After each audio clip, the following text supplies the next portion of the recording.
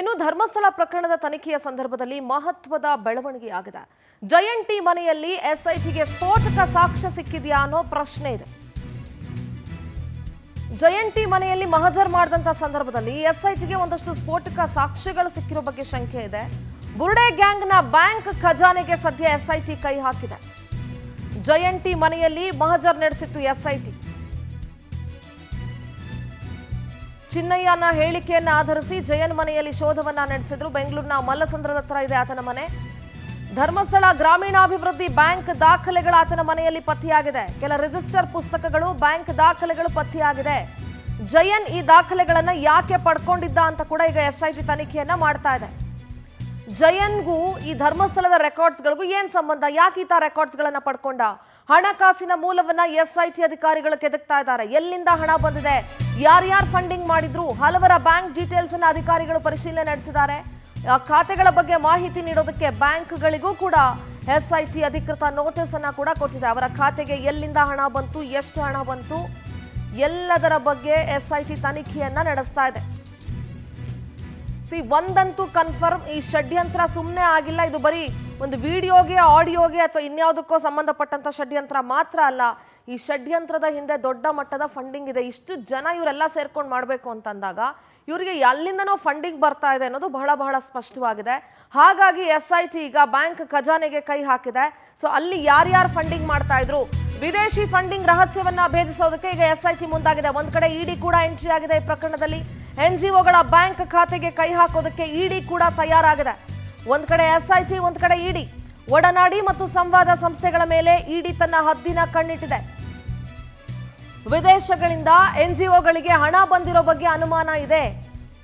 Bank account ಪರಿಶೀಲನೆಗೆ ಇಡಿ ಮುಂದಾಗಿದೆ. ಅಲ್ಲದೆ ಎನ್ಜಿಒ ಮತ್ತು ಆರೋಪಿಗಳಿಗೆ ಹಣ ವರ್ಗಾವಣೆ ಆದ ಬಗ್ಗೆ ಕೂಡ ಸಿಕ್ಕಾಪಟ್ಟೆ ಶಂಕೆ ಇದೆ. ಆರೋಪಿಗಳ ಅಕೌಂಟ್ಗೆ ಹಣ ವರ್ಗಾವಣೆ ಆಗಿರೋದ್ರ ಬಗ್ಗೆ ಪರಿಶೀಲನೆ ನಡೀತಾ ಇದೆ. ಫಾರಿನ್ ಫಂಡಿಂಗ್ ಏನಾದರೂ ದೃಢವಾದ್ರೆ ಇಡಿಗೆ ಎಸ್ಐಟಿ ಪತ್ರ ಬರೆಯಬಹುದು. ಆಗ ಈಗ ಆಲ್ರೆಡಿ ನೋಡಿ ಅಧಿಕೃತವಾಗಿ ಇಡಿ ಎಂಟ್ರಿ ಆಗಿ ಸೋಮೋಟೋ ಕೇಸನ್ನು ದಾಖಲಿಸಿಕೊಂಡು ಪರಿಶೀಲನೆಗೆ ಇಳಿದಿದೆ ಇಡಿ. ಸೊ ಫಂಡಿಂಗ್ ವಿಚಾರವನ್ನ ಬೇರ್ಸೋದಕ್ಕೆ, ವಿದೇಶಿ ಫಂಡಿಂಗ್ ಅನ್ನ ಬೇರ್ಸೋದಕ್ಕೆ ಈಗ ಎಸ್ಐಟಿ ಮುಂದಾಗಿದೆ. ಒಂದ್ ಕಡೆ ಇಡಿ ತನ್ನ ಪಾಡಿಗೆ ತಾನು ಕೆಲಸ ಮಾಡ್ತಾ ತನ್ನ ದಾಖಲೆಗಳನ್ನ ತಾನು ಕಲೆ ಹಾಕ್ತಾ ಇದೆ. ಒಡನಾಡಿ ಮತ್ತು ಸಂವಾದ ಸಂಸ್ಥೆಗಳ ಮೇಲೆ ಇಡಿ ಹದ್ದಿನ ಕಣ್ಣಿಟ್ಟಿದೆ. ಅದರ ಟ್ರಾನ್ಸಾಕ್ಷನ್ ಡೀಟೇಲ್ಸ್ ಅನ್ನ ಪಡ್ಕೊಳ್ಳಿಕ್ಕೆ ನೋಟಿಸ್ ಕೂಡ ಕೊಟ್ಟಿದೆ. ಹಲವು ಬ್ಯಾಂಕ್ಗಳಿಗೆ ನೋಟಿಸ್ ಅನ್ನ ಕೊಟ್ಟಿದೆ ಇಡಿ, ಅದರ ಟ್ರಾನ್ಸಾಕ್ಷನ್ ಡೀಟೇಲ್ಸ್ ಗಳನ್ನ ಪಡ್ಕೊಳ್ಳೋದಕ್ಕೆ.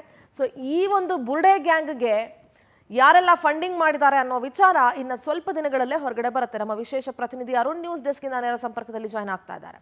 ಅರುಣ್, ಈ ಷಡ್ಯಂತ್ರದ ಹಿಂದೆ ಒಂದು ದೊಡ್ಡ ಮಟ್ಟದ ಫಂಡಿಂಗ್ ಇದೆ ಅನ್ನೋದು ಬಹಳಷ್ಟು ಸ್ಪಷ್ಟ. ಯಾಕೆಂದ್ರೆ ಹೆಂಗೆಂಗೋ ಇದ್ದಂಥ ಕುಸುಮಾವತಿ ಇರಲಿ ಅಥವಾ ತಿಮರೋಡಿ ಇರಲಿ, ಇವರೆಲ್ಲ ಎಕರೆಗಟ್ಟಲೆ ಆಸ್ತಿ ಮಾಡ್ಕೊಳ್ಬೇಕು ಅಥವಾ ವಿಡಿಯೋಗೆ ಲಕ್ಷಾಂತರ ರೂಪಾಯಿ ಖರ್ಚು ಮಾಡಬೇಕು ಅಥವಾ ಇವ್ರನ್ನೆಲ್ಲ ಸಾಕಬೇಕು ಅಂದಾಗ ಫಂಡಿಂಗ್ ಇಸ್ ಮೋಸ್ಟ್ ಇಂಪಾರ್ಟೆಂಟ್.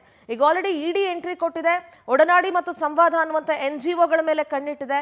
ಈ ಫಂಡಿಂಗ್ ರಹಸ್ಯವನ್ನ ಬೇರ್ಸೋದಕ್ಕೆ ಒಂದ್ ಕಡೆ ಎಸ್ಐಟಿ, ಒಂದ್ ಕಡೆ ಇಡಿ ತಯಾರಾಗಿದೆ. ಅರುಣ್, ಸಿಂಧೂರ, ಈ ಬುರುಡೆ ಗ್ಯಾಂಗ್ ಏನಿದೆ ಅಥವಾ ತಿಮರೋಡಿಯನ್ ಗ್ಯಾಂಗ್, ಇವ್ರಿಗೆ ಧರ್ಮಸ್ಥಳದ ಮೇಲೆ, ಧರ್ಮಾಧಿಕಾರಿಯವರ ಮೇಲೆ ಯಾಕಿಷ್ಟು ಕೋಪ, ಯಾಕೆ ಈ ಥರ ಷಡ್ಯಂತ್ರಗಳು ಮಾಡ್ತಾ ಇದ್ದಾರೆ? ಈ ಪ್ರಶ್ನೆ ಬಹುಶಃ ರಾಜ್ಯದ ಜನತಾನೇ ಕೂಡ ಕಾಡ್ತಾ ಇತ್ತು.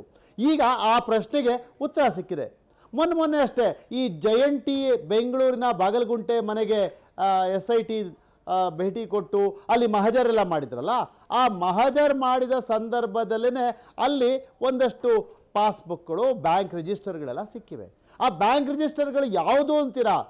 ಧರ್ಮಸ್ಥಳ ಗ್ರಾಮೀಣಾಭಿವೃದ್ಧಿ ಯೋಜನೆಯ ಆ ಬ್ಯಾಂಕಿಗೆ ಸಂಬಂಧಪಟ್ಟಂಥ ರಿಜಿಸ್ಟರ್ಗಳು. ಅಂದರೆ ಧರ್ಮಸ್ಥಳದಲ್ಲಿ ಒಂದು ಗ್ರಾಮೀಣಾಭಿವೃದ್ಧಿ ಯೋಜನೆಯನ್ನು ಕೈಗೊಂಡು ಸ್ವಸಹಾಯ ಗುಂಪುಗಳ ಮೂಲಕ ಸಾಲ ಸೌಲಭ್ಯಗಳನ್ನು ಕಲ್ಪಿಸುವಂಥ ಒಂದು ಮಹತ್ತರವಾದಂಥ ಯೋಜನೆಯನ್ನು ಧರ್ಮಾಧಿಕಾರಿ ಡಿ ವೀರೇಂದ್ರ ಹೆಗಡೆ ಅವರು ಪ್ರಾರಂಭಿಸಿದಾರಲ್ಲ, ಆ ಮೂಲಕ ಧರ್ಮಸ್ಥಳದ ಆಸುಪಾಸು ಮಾತ್ರವಲ್ಲ, ರಾಜ್ಯದ ಬಹುತೇಕ ಕಡೆಗಳಲ್ಲಿ ಸ್ವಸಹಾಯ ಗುಂಪುಗಳಿಗೆ ಸಹಾಯ ಮಾಡುವಂಥ ಒಂದು ಅದ್ಭುತವಾದ ಕೆಲಸ ಅದರಿಂದ ಆಗ್ತಾ ಇದೆ. ಆ ಬ್ಯಾಂಕ್ ಖಾತೆಗೆ ಸಂಬಂಧಪಟ್ಟಂಥ, ಆ ಬ್ಯಾಂಕಿನ ಚಟುವಟಿಕೆಗಳಿಗೆ ಸಂಬಂಧಪಟ್ಟಂಥ ರಿಜಿಸ್ಟರ್ಗಳು ಜಯಂತಿ ಮನೆಗೆ ಯಾಕೆ ಬಂದವು? ನೋಡಿ, ಇಲ್ಲೇ ಇರುವಂಥದ್ದು ಬಹುತೇಕ ವ್ಯಕ್ತಿಗಳು ಯಾರ್ಯಾರು ಈ ಸ್ವಸಹಾಯ ಗುಂಪುಗಳ ಮೂಲಕ ಸಾಲಗಳನ್ನು ಪಡ್ಕೊಂಡು ಆ ಸಾಲವನ್ನು ತೀರಿಸಲಾಗದೆ ಕೈ ಎತ್ತಿದ್ರಲ್ಲ, ಆ ಕೈ ಎತ್ತಿದವರು ಎಲ್ಲ ಬಹುತೇಕ ಇದೇ ಗ್ಯಾಂಗ್ಗೆ ಸೇರಿದವರು. ಸಾಲ ಮಾಡಿ ಆದ್ರೂ ತುಪ್ಪ ತಿನ್ನು ಅನ್ನುವಂಥ ಒಂದು ರೀತಿಯ ಜಾಯಮಾನದವ್ರು ಇವರೆಲ್ಲ. ಇವರಿಗೆ ಸಾಲ ಬೇಕು, ತೀರ್ಸೋದು ಮಾತ್ರ ಬೇಕಿಲ್ಲ. ಲಾಸ್ ಆಗೋದು ಯಾರಿಗೆ? ಅದೇ ಸ್ವಸಹಾಯ ಗುಂಪುಗಳಿಗೆ. ತಮ್ಮದೇ ಜನಕ್ಕೆ ಲಾಸ್ ಆಗ್ತಿದ್ರು ಕೂಡ ಇದು ಅವ್ರಿಗೆ ಮುಖ್ಯ ಆಗೋದಿಲ್ಲ. ಮತ್ತೊಂದು ಕಡೆ ಜನ ಬಡತನದಲ್ಲಿರಬೇಕು, ಅವರು ಸದಾ ಕಾಲ ಬಂದು ಇವ್ರ ಮುಂದೆ ತ್ರಾಹಿ ತ್ರಾಹಿ ಅಂತ ಇರಬೇಕು. ಅದನ್ನ ಕೆಲವು ಎಡಪಂಥೀಯ ಸಂಘಟನೆಗಳು ಉಪಯೋಗ ಮಾಡಿಕೊಂಡು ತಾವು ಬಡವರ ಪರವಾಗಿದ್ದೇವೆ ಅಂತ ಹೋರಾಟ ಮಾಡೋದಕ್ಕೆ ಅನುಕೂಲ ಆಗುತ್ತೆ. ಹಾಗಾಗೇನೆ ಈ ಎಡಪಂಥೀಯರ ಗುಂಪುಗಳು, ಜಯಂಟ್ ಟೀ ತರದವರು, ತಿಮರೂಡಿ ತರದವರು, ಇವರೆಲ್ಲ ಧರ್ಮಸ್ಥಳ ಗ್ರಾಮೀಣಾಭಿವೃದ್ಧಿ ಯೋಜನೆಯ ವಿರುದ್ಧವೇ ತಿರುಗಿ ಬಿದ್ದಿದ್ದಂಥವ್ರು ಇವರು. ಮತ್ತೊಂದು ಕಡೆ ಇನ್ನು ಕೆಲವು ಸಂಸ್ಥೆಗಳಿವೆ, ಅವರಿಗೆ ಭಾರತದ ಯಾವುದೇ ಧಾರ್ಮಿಕ ಸಂಸ್ಥೆಯು ಯಾವುದೇ ರೀತಿಯಲ್ಲಿ ಮುಂದುವರಿಬಾರದು. ಅದರಲ್ಲೂ ಕೂಡ ಸನಾತನ ಧರ್ಮೀಯರಿಗೆ ಸೇರಿದಂಥ ಸಂಘಟನೆಗಳಿವೆಲ್ಲ, ಇವುಗಳನ್ನು ಮುಗಿಸೋದೇ ಪ್ರಮುಖವಾದಂಥ ಗುರಿಯನ್ನು ಹೊಂದಿರುವಂಥ ಹಲವಾರು ವಿದೇಶಿ ಸಂಸ್ಥೆಗಳಿವೆ. ಆ ಸಂಸ್ಥೆಗಳು ದೇಶದೊಳಗೆ ಮಾಡುವಂಥ ಇಂಥ ಧರ್ಮ ಬಾಹಿರ ಕೃತ್ಯಗಳಿಗೆ ಅಥವಾ ಎಡಪಂಥೀಯ ಚಟುವಟಿಕೆಗಳಿಗೆ ಸಾಕಷ್ಟು ಹಣವನ್ನು ಒದಗಿಸುತ್ತೆ. ಭಯೋತ್ಪಾದನಾ ಚಟುವಟಿಕೆಗಳಿಗೂ ಕೂಡ ವಿದೇಶಗಳಿಂದ ಹಣ ಹರಿದು ಬರುತ್ತೆ. ಈಗ SIT ಆ ವಿದೇಶಗಳಿಂದ ಇವರಿಗೆ ಹರಿದು ಬಂದಿರಬಹುದಾದಂಥ ಹಣದ ಮೂಲಗಳಿಗೆ ಕೈ ಹಾಕ್ತಾ ಇದೆ. ಅದರಲ್ಲೂ ಕೂಡ ಮೈಸೂರಿನ ಒಡನಾಡಿ ಸಂಸ್ಥೆ ಇರ್ಬೋದು ಅಥವಾ ಸಂವಾದ ಅನ್ನುವಂಥ NGO ಇರ್ಬೋದು, ಇವರೆಲ್ಲರಿಗೂ ದುಡ್ಡು ಎಲ್ಲಿಂದ ಬರ್ತಾ ಇದೆ, ಅದರ ಹುಡುಕಾಟಕ್ಕೂ ಕೂಡ ಈಗ SIT ಕೈ ಹಾಕಿದೆ.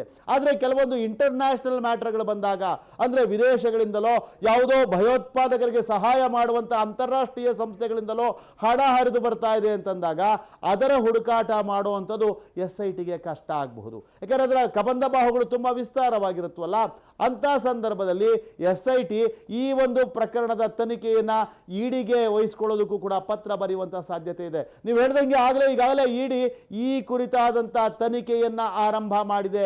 ಈ NGOಗಳ ಬ್ಯಾಂಕ್ ಖಾತೆಗಳು ಯಾವ್ಯಾವು, ಅವ್ರಿಗೆ ಎಲ್ಲಿಂದ ಹಣ ಬರ್ತಾ ಇತ್ತು, ಯಾವ ರೀತಿಯೆಲ್ಲ ವಹಿವಾಟು ನಡೀತಾ ಇದೆ, ಅವ್ರಿಗೆ ಬಂದಂಥ ಹಣವನ್ನು ಅವ್ರು ಯಾವ ರೀತಿ ಖರ್ಚು ಮಾಡ್ತಾ ಇದ್ರು, ಯಾರ್ಯಾರಿಗೆಲ್ಲ ಹಣ ಸಂದಾಯ ಆಗಿದೆ, ಈ ಎಲ್ಲ ವಿವರಗಳ ಬಗ್ಗೆಯೂ ಕೂಡ SIT ಮಾಹಿತಿ ಹಾಕ್ತಾ ಇದೆ. ಮತ್ತೊಂದು ಕಡೆ ED ಕೂಡ ತನಿಖೆಯನ್ನು ಆರಂಭಿಸಿದೆ. ಥ್ಯಾಂಕ್ ಯು ನಿಮ್ಮೆಲ್ಲ ಡೀಟೇಲ್ಸ್ಗಾಗಿ.